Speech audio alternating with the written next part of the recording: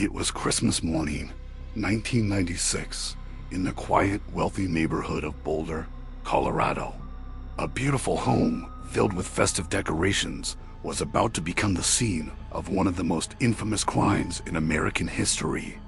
Inside that house, 6-year-old JonBenét Ramsey was dead. She had been brutally beaten. She had been murdered. And nearly 30 years later, no one has ever been held responsible. JonBenét Patricia Ramsey was born on August 6, 1990.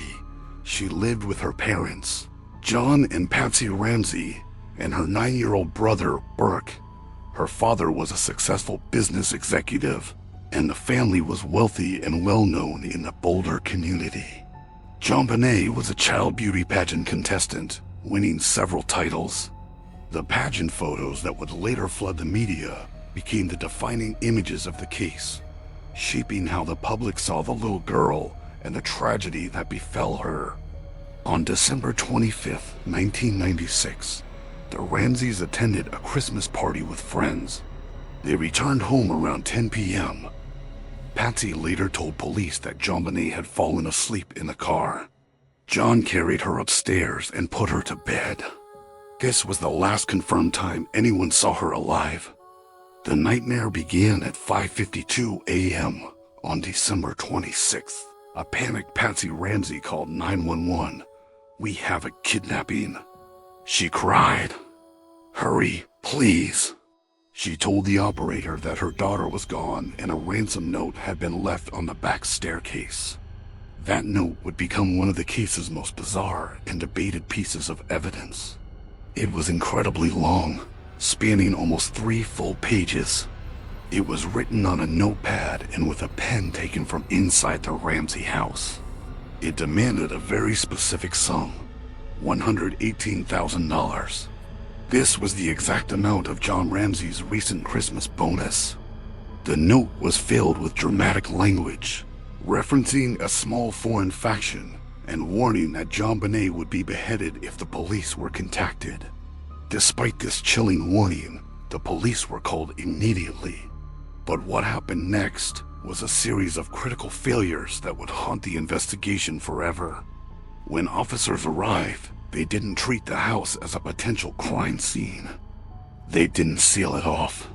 Friends and family were allowed to come and go, offering comfort to the distraught parents.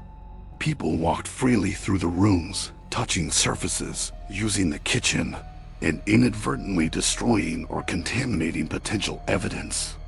At this early stage, everyone, including the police, believed they were dealing with a kidnapping. They had no idea that JonBenét was still inside the house. Hours ticked by. The kidnapper never called. The morning turned into afternoon. Around 1 p.m., a detective asked John Ramsey and a family friend to conduct another search of the house to see if anything seemed out of place. John went directly to the basement. He headed for a small, obscure room known as the wine cellar. He opened the door, and there, on the floor, was his daughter's body. JonBenét was lying on a white blanket.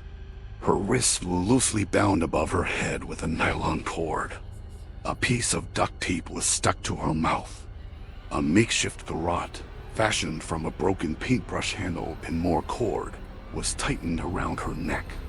In a moment of pure grief and panic, John Ramsey scooped up his daughter's body and carried her upstairs, away from the cold basement floor. This instinctive act of a grieving father tragically compromised the crime scene even further, moving the body and potentially destroying crucial forensic evidence forever. The autopsy results painted a horrific picture. JonBenét had suffered a massive blow to her head, causing an 8-inch fracture to her skull.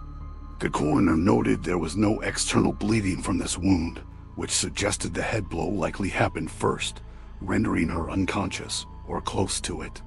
She was then strangled with the garrote. The medical examiner confirmed she was still alive when the strangulation occurred. The official cause of death was listed as asphyxia by strangulation, associated with severe head trauma. The autopsy also found evidence of sexual assault. There were injuries to her vaginal area, some of which appear recent, while others suggested possible prior irritation or abuse.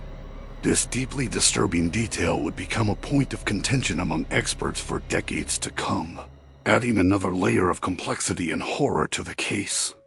With no signs of a forced entry into the home, suspicion quickly turned towards the family. The ransom note was a key focus. Its length, its dramatic tone filled with phrases from movies like Dirty Harry, and its origin from within the house were highly unusual. Handwriting analysis proved inconclusive. While some experts claimed they couldn't rule out Patsy Ramsey as the author, others fiercely disagreed. The Ramsey family, facing intense media scrutiny and what they felt was a presumption of guilt from the police, hired their own legal team and private investigators. Their decision to limit direct interviews with law enforcement fueled public suspicion. Tabloid headlines screamed accusations. TV talk shows endlessly debated theories. The case exploded into a full-blown media storm, and the Ramseys were tried and convicted in the court of public opinion long before any real evidence was presented. In 1999, a grand jury was convened to hear the evidence. After months of testimony, they voted to indict John and Patsy Ramsey. However, the district attorney at the time, Alex Hunter, refused to sign the indictment and file charges, stating there was insufficient evidence to secure a conviction. The indictments were sealed from the public. It wasn't until years later that they were revealed. They didn't accuse the parents of murder directly, but of child abuse resulting in death and of being accessories to the crime by helping to cover it up. Still, no one was ever officially charged. Tragically, Patsy Ramsey died of ovarian cancer in 2006, never seeing justice for her daughter and maintaining her innocence to the very end. Then, in 2008, a bombshell development changed the public narrative of the case.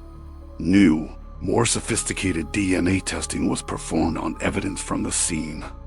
A partial DNA profile of an unknown male was found in JonBenét's underwear and under her fingernails.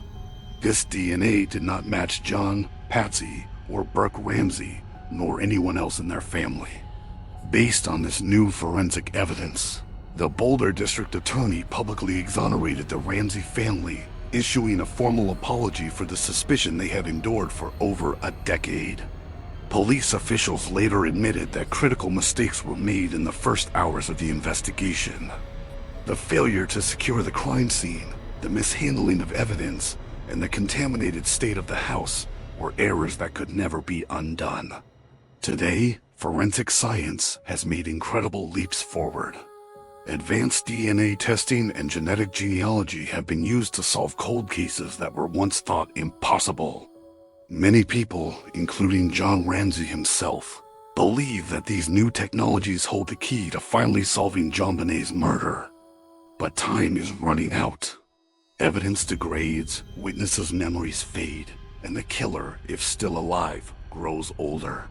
JonBenét Ramsey would be in her 30s today. She never got to celebrate her 7th birthday. Her killer was never brought to justice. And one haunting question continues to echo through the halls of true crime history. Who killed JonBenét Ramsey? For now, the answer remains tragically unknown. Thank you for watching.